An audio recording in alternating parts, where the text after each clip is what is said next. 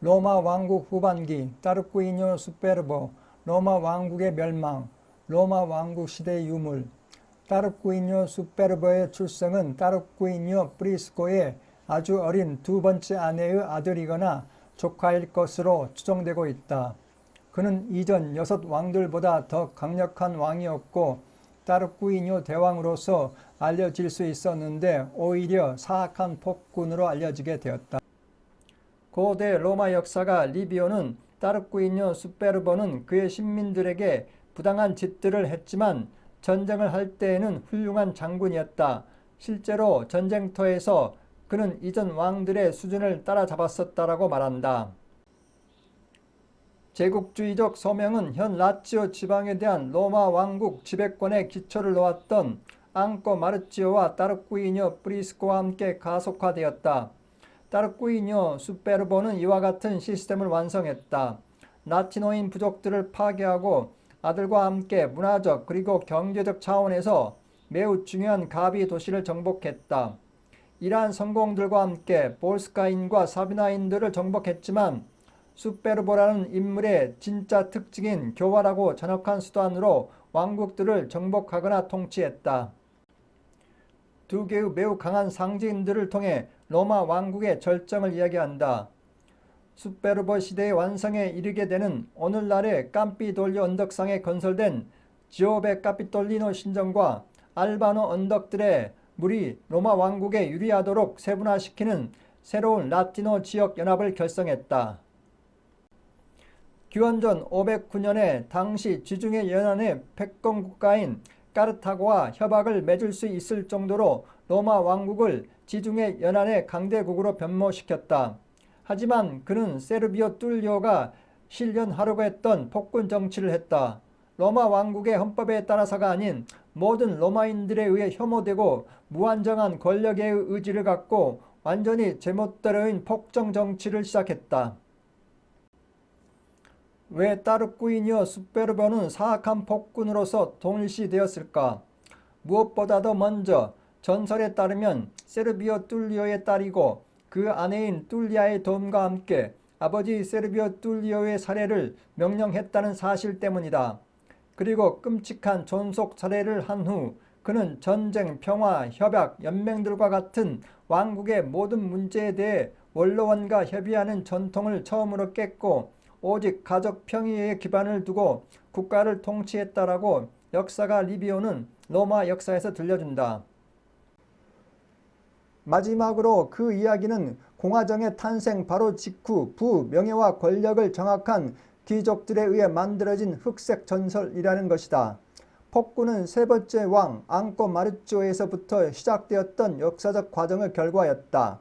게다가 왕의 특징인 오만함은 왕조의 축출과 공화정 수립을 고려하면 인위적으로 기여한 것으로 보인다고 한다. 로마 제국의 멸망. 전설은 그의 아들이 후에 왕의 축출에 참여하는 귀족 꼴라티노의 아내를 강간하는 범죄로 인해 타르쿠이뇨 수페르보는 추방되었고 공화정이 들어섰다고 말한다.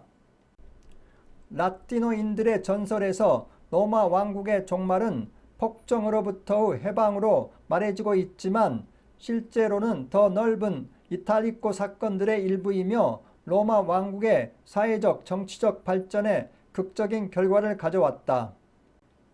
고대 출전은 라티노 동맹에서 결합된 이웃 민족들에 대한 로마 왕국 지배력의 확립은 타르쿠이뇨가에 기여하고 그와 같은 확장의 정점은 타르쿠이뇨 수페르보였을 것이다. 라티노인들과 로마 왕국과의 사건들은 훨씬 더 혼란스럽고 에뚜루리아 왕들은 라티노인들과 매우 밀접한 관계를 맺었다.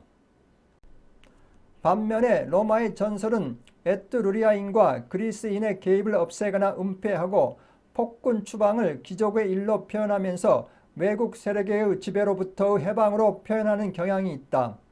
로마 왕국 동안 로마는 라티노인 동맹과 싸웠고 공화정 초기에도 충돌했다. 로마 역사 기록에 따르면 무엇보다도 공화정의 창시자인 브루토, 꼴라티노 등은 타르쿠이뇨 수페르보와 혈연 관계로 연결되어 있었다. 기원전 510년에서 509년에 귀족 브루토, 라틴어는 브루투스 주도하에 따르쿠이뇨가 왕을 축출하고 공화정을 수립한 것은 로마에 대한 지배를 되찾기 위한 라티노인들의 의지와 일치했을 것으로 보기도 한다. 다시 말해서 당시 로마 왕국 인구의 대부분이 라티노인들이었기 때문에 에트루리아인들의 지배로부터 그들의 지배를 되찾기 위한 쿠데타로 해석하기도 한다. 로마 왕국에서 에트루리아 출신 왕들의 지배의 종식, 다시 말해 로마 왕국의 종식은 갑작스러운 것이 아니고 당연히 점진적이었고 에트루리아 출신 왕들의 폭군 지배를 거부했던 귀족 계층의 반대와 남부 지방의 그리스인들의 압력으로 이래 일어났다고 보는 견해도 있다.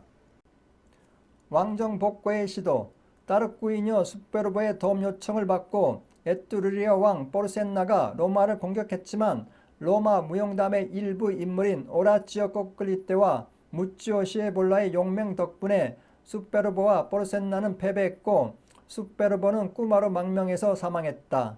하지만 로마인들은 그들에게는 매우 불쾌한 따치또, 라틴어는 따키투스에 따르면 포르센나는 실제로 로마를 점령했다는 또 다른 이야기를 알고 있다.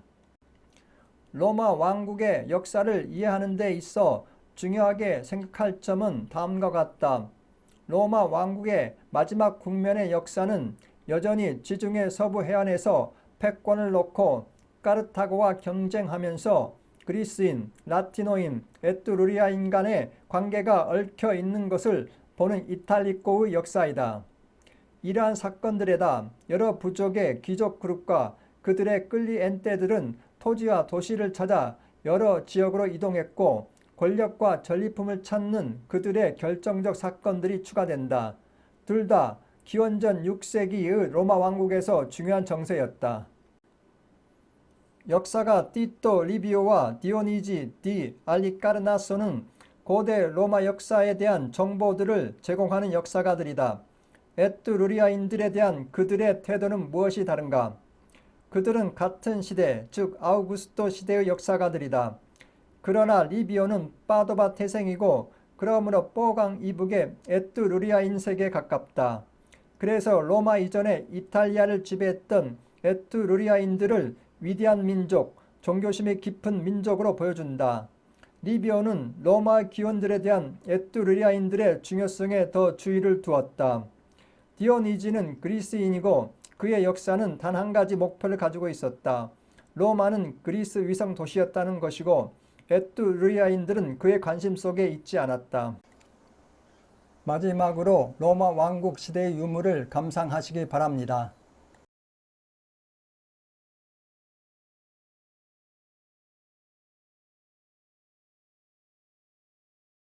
Questo è frutto di un sudato ma soddisfacente lavoro d'equipe. Obiettivo della mostra, come invece specificato dalla dottoressa Isabella Damiani, è quello di rivalutare un pezzo della storia romana che normalmente viene spesso troppo sottovalutato e preso poco in considerazione. La Roma dei Re è la prima mostra accessibile gratuitamente tramite la Mic Card, la nuova carta che può essere acquistata dai residenti romani al solo